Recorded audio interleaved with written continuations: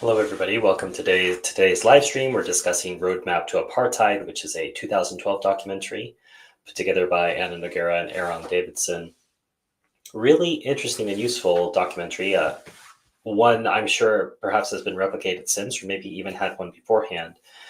But there's always a lot of discussion about apartheid, and there's a lot of understanding, I think, among those who advocate for Palestine what apartheid looks like in Israel, but they might not be familiar with what apartheid looked like in South Africa. And what's wonderful about this documentary is there's a bit of a side by side commentary. We start in the very beginning with videos side by side in which you see a mother grieving with a particular gesture, and you see a South African mother grieving, a Palestinian and a South African. These demolitions, somehow the video editors did an excellent job and found very similar situations and then just put them side by side as a montage to start the documentary. I think it's excellent. And then throughout the documentary, we have people from South Africa, from Palestine, discussing their own perspective. So the Palestinians aren't talking about what was happening in South Africa, and the South Africans are not necessarily talking about what's happening in Palestine, but there's room for crossover when they're commenting on, this is how it was for us. For example, a South African said, never in all of the time of apartheid was there a wall, an 8-meter high wall snaking through the country. And on the other side, never has it been declared publicly that what the Israelis want for the Palestinians are a bunch of Bantustans, which are non-states, effectively, but it gives people the illusion of statehood. But that's what I perhaps probably want to start with, is the narrative that the Jews and the South Africans told themselves, for better or for worse, right or wrong, is that of victimhood. So religiously persecuted Dutch going into the wilderness, much as the Mormon settlers in America, and this idea of us against the world, us against the wilderness, and perseveres, I think, in many of them until this present day. But the question was, then and now, is there a question of sharing the land, or is it all yours? And is it all yours because God gave it to you? So the Israeli argument is God gave us this land. That's why it is. The South Africans can't argue that God gave them the land. All they can argue is that they are one of the people of the area. They're certainly not indigenous to it. They've been there for centuries, but there were other peoples there. And that's an argument for a different time, but it allows them to claim a stake in the entire area and political control of the peoples that are there, and then questioning whether they're citizens, whether they're residents. And when people hear apartheid, like ethnic cleansing, they get stuck on one notion of it and they don't dig any deeper. So when people hear apartheid, and you'll see influencers, Israeli influencers, Jewish influencers, go and say, where's the apartheid? I don't see the apartheid. And apartheid does not simply mean, it can mean not being able to sit on a bus next to someone, not being able to sit in a restaurant with someone. It can mean that. We saw that sort of segregation in America. But what more importantly it means, much more importantly, those are issues of human rights and dignity. Sorry, I shouldn't say human rights. I mean dignity in general. But the question of, do you have economic abilities? Do you have rights to land? Do you have the rights to develop your land? Do you have access to resources? If that's unequal, that is perhaps the most important aspect of apartheid. And that was certainly the case in South Africa, and it is definitely the case now. And the example is given that water resources, for example, part of why the West Bank is so desired, or as the Zionists like to refer to it, Judea and Samaria, is so desired, is the water resources there are significant. And so that water is stolen from the Palestinians and then sold back to them. When the Israelis want to sell it, they consume per capita 6 to 7 times more water than the Palestinians do. And that's partially because they use it for swimming pools, they use it to wash their cars, whatever it might be. And then you see in the video, Palestinians turn their tap and nothing comes out.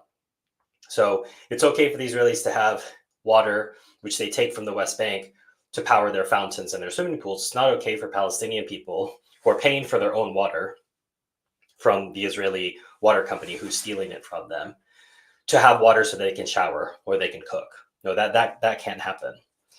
And they can't get a permit to build a home We see a demolition in the documentary of a family who had been trying to get a permit for 20 years. There's intentional slow walking and stonewalling. They cannot allow non-Jewish people to develop their land, to develop their property.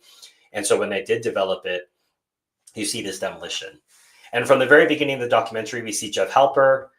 He ran a group called the Israeli Committee Against Home Demolitions, ICAD, and he was very well educated on what home demolitions do to the psyche. And he cited a statistic, I think something 55% of suicide bombers had their homes demolished. And in a certain sense, if you take everything away from somebody, this is how they might react. And so this has a negative effect on Israeli society. You destroy somebody's house, you create a suicide bomber, not saying it's right. You create a suicide bomber who, though, again, kills Israelis. So the question of making Israelis more safe, it clearly doesn't. Demonstrably, demolishing somebody's home, who it's their home anyway, does not make Israel safer. But this goes back to the clumsy policies that we see often by the IDF, which is more about punishment. It's not about common sense. It's about punishment and trying to force the Palestinians to leave, which they won't. That's the whole quote unquote problem with the Palestinians, is they won't leave despite all of the pressure you have. There's also the question of checkpoints. And I think many Americans can understand this notion of, where are your papers?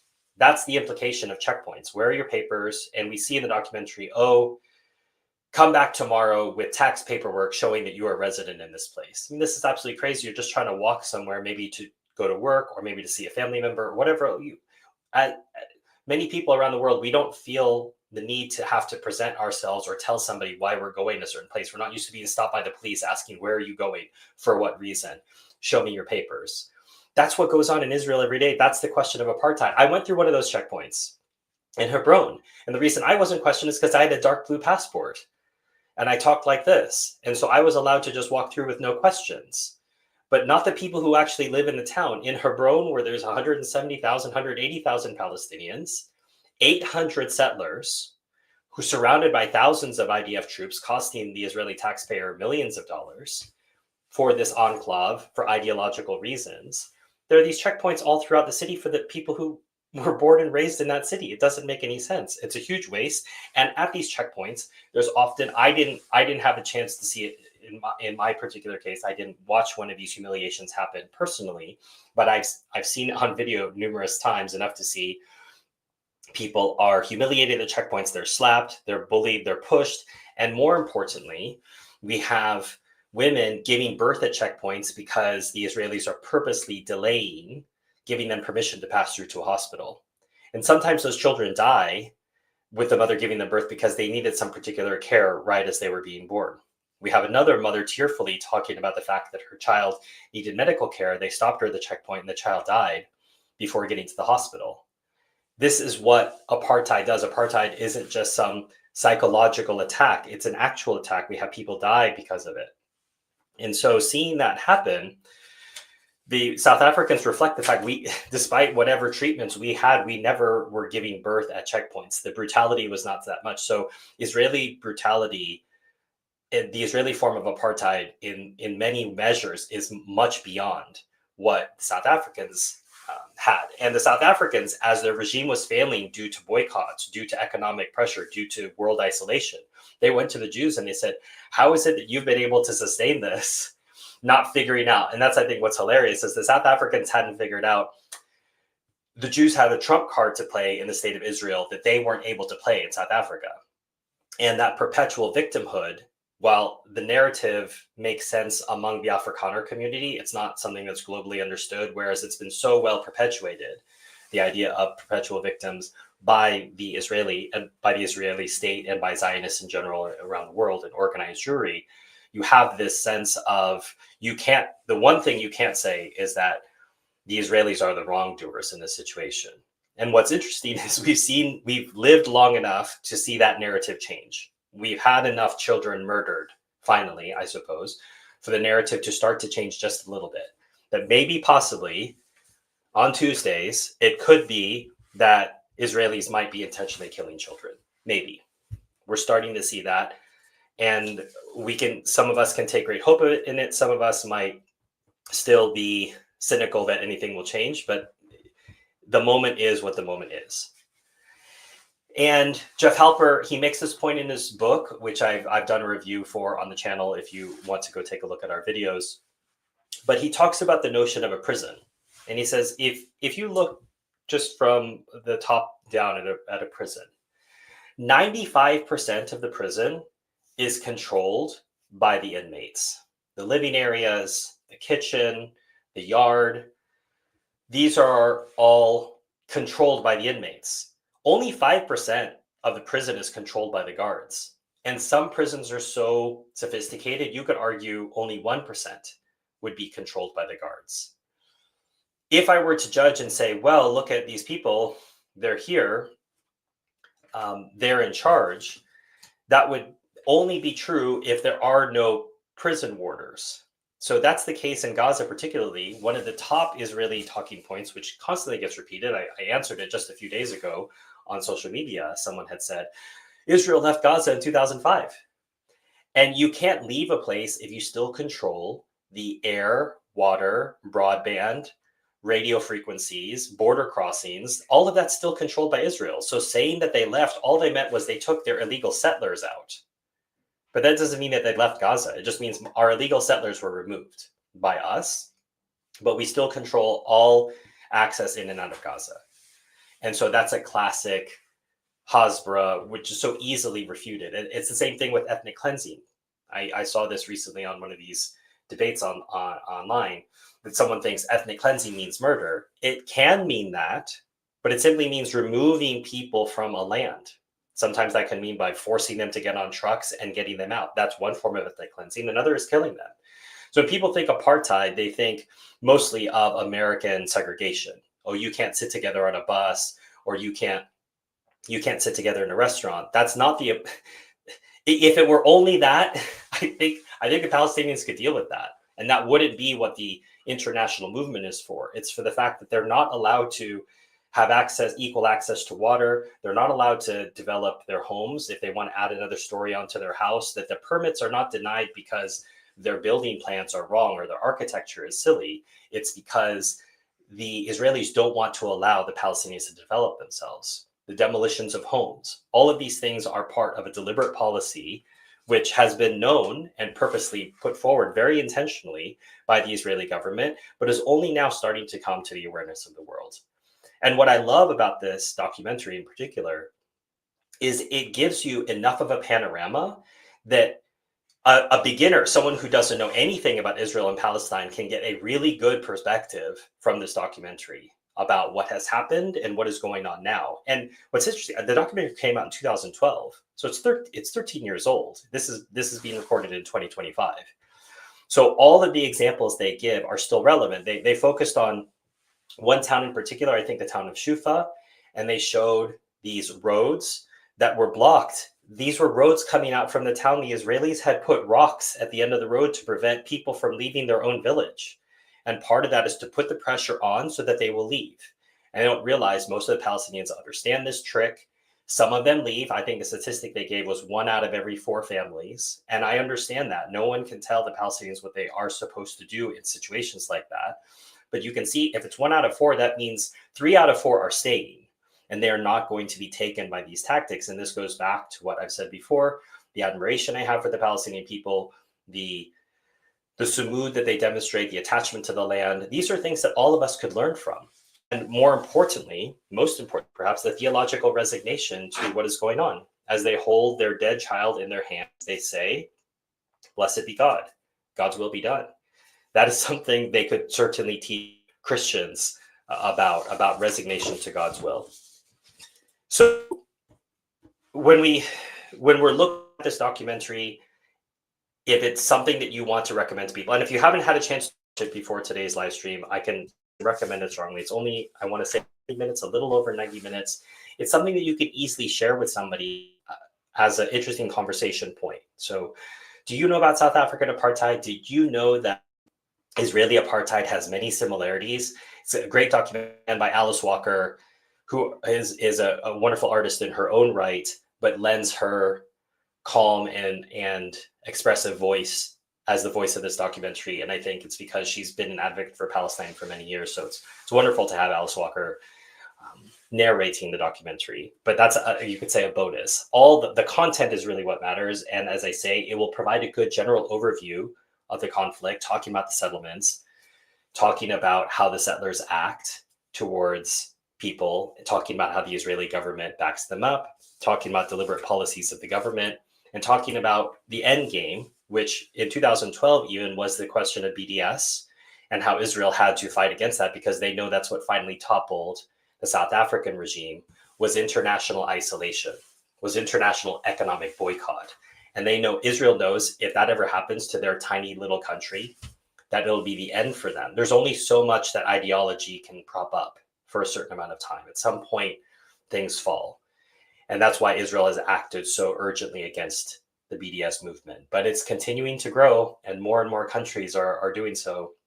And there's this question of whether Palestine will be, quote unquote, recognized by some of these European powers. We will see. I maintain a healthy skepticism about this as to whether it will happen and whether it will even be meaningful. What will that really mean if they even do that? That's a discussion for another time. But despite being from 2012, I think the documentary feels like it was recorded yesterday, and it's very relevant and useful to share. All's the world. Hey, Stephen. Hello. If there are any questions or comments or thoughts about the documentary, this is as good a time to share as any, and I will try to answer them as best I can. If you're watching the stream later and you have questions, we can keep the discussion going in the comments, ask questions. As I say, I encourage you to watch the film. Almost all these documentaries, except maybe 2 or 3, are free, available online. And in the 2 or 3 cases, I think it's very much worth it to pay for it so that the creators can experience some reward for their work and then potentially be encouraged to do future works. So one of that I can think of is The Encampments, the one that was done about the Columbia University-led protests on college campuses. Allegra, what is the name of the documentary? So it's Roadmap to Apartheid. And if you just search Roadmap to Apartheid documentary, I think in YouTube you'll find it, or on Odyssey. And then I've also, in the title for this stream, you'll see the names of the filmmakers. So if you're having trouble finding it, which I don't think you will, you'll be able to use that to find them. And there's a link in the description of this video. So if you can't find it, you look and you can't find it, you can find it here. That's what we always try to do for film clubs, is I will put a link to the documentary we're going to be discussing in the description so people can watch it ahead of time. You are welcome. And this is one of these rare days that I will be doing a 2 live streams in one day, just because of where I am time zone wise and the way the schedule has worked out today. So while it's, I think, nighttime in the United States, where I have a lot of watchers and listeners, it is morning in Asia, where I am at the moment. And I will be doing something in the evening in Asia, which will be very early morning in the United States. And obviously Europe and the Middle East are caught in the middle of that. So it might not be compatible for you, but hopefully you'll have a chance to watch this on stream. Do you remember me from X, Stephen, months ago? I remember your handle, and I remember our discussions, and I think your posting some of my work on Odyssey is what pushed me forward to make sure that I was cross-posting all that there as a backup. So thank you for that. The body cams issue. Well, if there's a documentary that you have, I know that you had some links to some video footage. But interestingly, just today, or maybe yesterday, there's Israeli soldiers that are testifying that they were told to stand down between 5:20 a.m. and 9 a.m. on October the 7th. So I think it is more and more clear that the narrative about October the 7th, as far as what the Israelis knew and when they knew it, is fishy. So I think that's probably related to your body cams issue. I still haven't had a chance to look, but I think, have some of your links marked in an Apple Note for me to investigate when I have time. There's, as you know, almost infinite things to cover on Palestine bookshelves. But thank you for sending that. And if it's possible for you to share it in the comments, feel free to do that. I know sometimes it gets blocked. All right. Are there any more questions or comments for today before we wrap up? And as I said, I will be back again to today, my time, but I think the morning for many of you. But if you're watching this later, as I say, please keep the conversation going in the comments. We'll be happy to talk more about that. And enjoy the documentary if you haven't had a chance to watch it. It's very good. It just, as I say, I don't know why I keep being surprised by that, but there are so many good documentaries. This is Film Club 32. So this is the 32nd documentary we've covered for the channel for Palestine Bookshelf. And it's heartening to know there's so much information out there. And that is also an indictment for people to say, well, I didn't know these things. Well, there's plenty of information out there if you're willing to just scratch a little bit and look. So as MK notes, time to educate yourself about Gaza, 100%. And I think a lot of people are finally getting that message. Okay, thank you everybody for joining the stream today. And we're on the march towards monetization. We're getting there. So we'll get there by you watching more streams like this or other videos on the channel, and that'll help push us, and we'll get there for our goal, which is to help send the 100% of the profits to the Palestine Children's Relief Fund. You can check them out at pcrf.net. They're a great charity doing great work, and they need our help, and we can do that just by watching videos. So please consider doing that. Thank you.